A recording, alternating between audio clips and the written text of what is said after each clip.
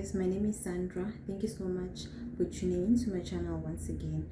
So today I am going to share with you ways in which I use to save up money as someone who is an impulse buyer and as someone who has difficulties like saving up money because you know of certain issues that we get faced up with as impulse buyers, right? So I come from a very small family, right, where I am mostly the breadwinner, right, so to speak, one of the breadwinners, let me put it that way. So every once a year I prefer to buy groceries in bulk, right, so that during the year I don't have to worry about groceries for my family. I only have to worry about just buying the perishable stuff, you know, like your vegetables and meat, and that's all. And then for the rest of the year, set. I don't have to worry about spending 3,000 to 4,000 rand on groceries every month, right? So at the moment, my monthly budget for groceries is 1,500, and it's enough for the whole month. That's your perishables, your meat, your vegetables, and all those things that are perishables, and just a few items that will be missing every now and then. So what I do in order for me to achieve this is that each and every I am part of a stokvel, right, where we give each other money every month.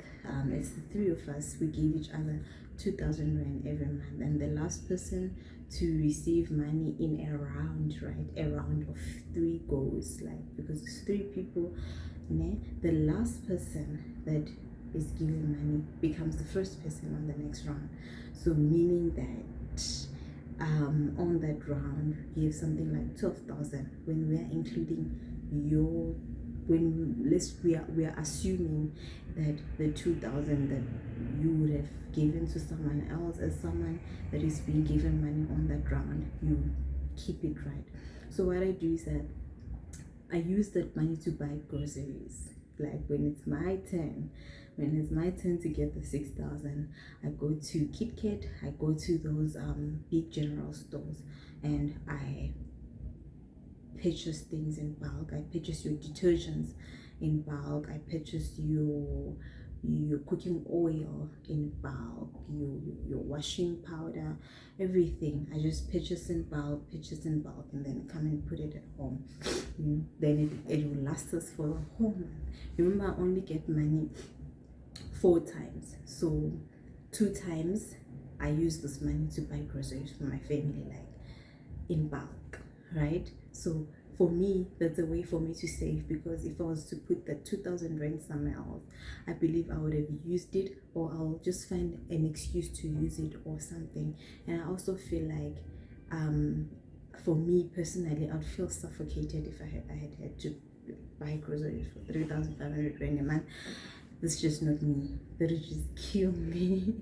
So another thing that I do,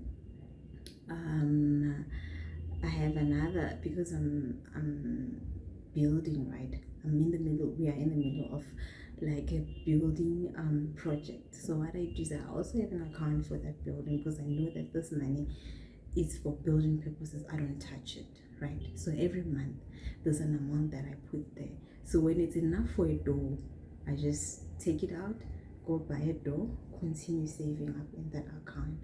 And then by so doing, I don't ever feel suffocated, like, oh, I have to do this. Like, I feel like everything of mine is strategized: groceries, building, right? And another thing that I have,